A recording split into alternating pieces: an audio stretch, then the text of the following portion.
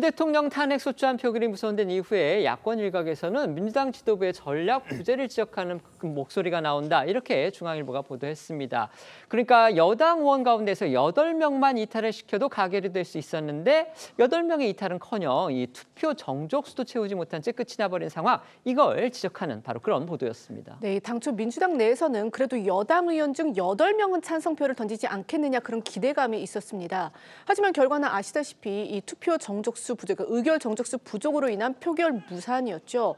때문에 당시 야당에서는요, 이 퇴장한 여당에 대한 분노와 함께 원내 지도부가 안일했다라는 반응이 나왔다고 합니다. 그도 그럴 것이 2016년 이 박근혜 전 대통령의 탄핵안 투표 때는요, 여당 의원 60여 명의 찬성표를 던졌었습니다.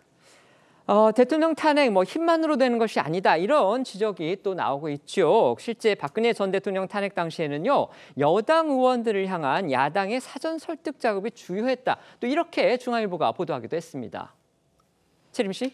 네, 당시 국회 의석수는 민주당 123석, 새누리당 122석, 국민의당 38석, 정의당 6석 등이었고요. 현재는 민주당 170석, 조국혁신당 12석, 개혁신당 3석 등으로 박 전 대통령 탄핵 당시보다 야권에게 필요했던 여권표 훨씬 적었습니다.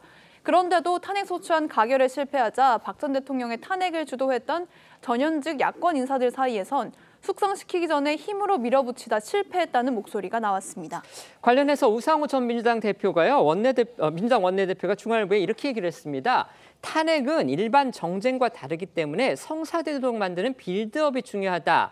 최소한 여당에서 10명은 확보하고 탄핵안을 발의했어야 한다. 지금 이렇게 지적했다고 합니다. 공감하십니까? 네, 공감합니다. 하지만 그럼에도 불구하고 이게 탄핵 부결되는 것도 결국엔 탄핵으로 가는 과정의 하나라고 보시면 됩니다.